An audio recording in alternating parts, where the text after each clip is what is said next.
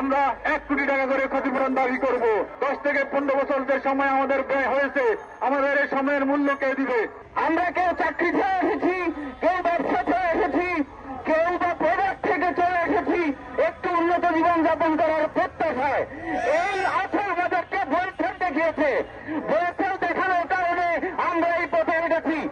আজকে তাদের অনিয়মের কারণে, তাদের অব্যবস্থাপনার কারণে আমরা 3 বছর অপেক্ষা করেও যদি করিয়াতে যেতে না পারি, তাহলে আমরা পরবর্তীতে দুর্বার আন্দোলন করে তুলব। ঘটনা ঘটতেছে। আমরা প্রধান উপদেষ্টা ডক্টর ইউনূস স্যারের কাছে বিশেষ আবেদন, আপনার হস্তক্ষেপের মাধ্যমে আমাদের যে রোস্তরিকভুক্ত ভাইয়েরা রয়েছে আমাদেরকে বিষয় ইস্যুর মাধ্যমে কুরিয়া প্রবেশের ব্যবস্থা করুন। ফয়সাল অফিসকে ধর্ম প্রচার করতেছেন, আপনাদের বয়স হয়ে গেছে। কিরণ সাহেবকে বলবো কাকরাইল মসজিদে যান, ওইখানে গিয়ে ধর্ম প্রচার করেন। আপনি গিয়ে এখানে আমাদেরকে হাদিস শোনান। আমরা চাই ইপিএস এর সংস্কারমূলক কার্যক্রম। মাননীয় যারা বিএসএনের যে কর্মকর্তা আছে, আমাদের বাংলাদেশিদের সবসময় বলে থাকে যে তাদের ভাষাগত দক্ষতার অভাব আছে। আপনারা কতটুকু পদক্ষেপ নিয়েছেন ভাষাগত দক্ষতা উন্নয়নের জন্য? আপনারা একটা পরীক্ষা নিয়ন্ত্রণ করেন। পরীক্ষাতে একটা ছেলে যতটুকু, যে ছেলেটা 200-তে 200 পেয়েছে, যে ছেলেটা 140 পেয়েছে, দুটা ছেলের কি মেধা এক না? আপনি তো ওই 200-তে 200 পাওয়া ছেলেটাকে মূল্যায়ন করেন নাই কখনো। আর এই যে 22 সালের এতগুলো ছেলে পেলে রোস্টার ছিল, তাদের সিভিগুলো গিয়েছে মালিকদের কাছে, জবাবদিহিতা কে করবে? জবাবদিহিতা আমরা চাই। আজকে আমাদের এখানে উপস্থিত হওয়ার কথা ছিল না, কিন্তু আমরা আজকে এই ইপিএস লাইনে এসে আমাদের ভাইদেরকে আজকে 3 থেকে 4 বছর এই লাইনে অপেক্ষা করার পর ইস্যু না হওয়ার কারণে, ডিলেট হয়ে যাওয়ার কারণে আমার ভাইরা আজকে এখানে দাঁড়িয়েছে। আমি সম্মানিত বয়সলকে বলতে চাই, আমরা আপনাদের প্রতিদ্বন্দ্বী না, আমরা আপনাদের ছাত্র।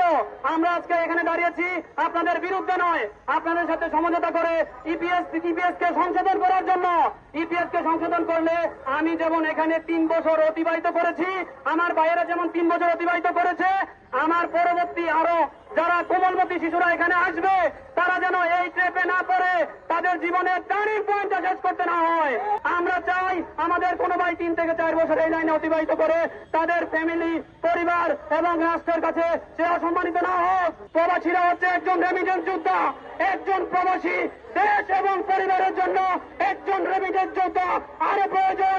এবং কোরিয়া হচ্ছে আমাদের দেশের একটি বড় খাত, যেখান থেকে প্রতি বছর কোটি কোটি টাকা বাংলাদেশে আসে। কেন এই খাতকে কেন আমরা বিচলিত হতে দেব? এই খাতকে কেন আমরা হারিয়ে যেতে দিব? আমরা ইপিএস কে হারিয়ে যেতে দিতে চাই না।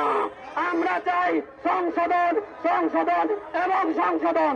সংশোধনের মাধ্যমে যারা ইপিএস যাতে আরো দীর্ঘদায়ী হয়।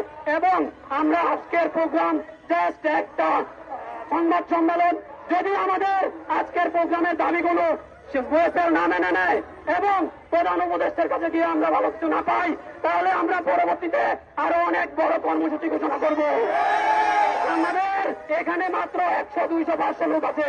আমাদের ইপিএসে 16 থেকে 17,000 রোস্টার মুক্ত কর্মী অপেক্ষায় আছে এবং 21,000 কর্মী বাস্কিত আছে। তাই বয়সেলকে বলবো, আপনারা সার্কুলার বাণিজ্য বন্ধ করুন। সার্কুলার বাণিজ্য বন্ধ করে যারা রোস্টারকৃত আছে তাদেরকে পুরিয়া বানানোর ব্যবস্থা করুন।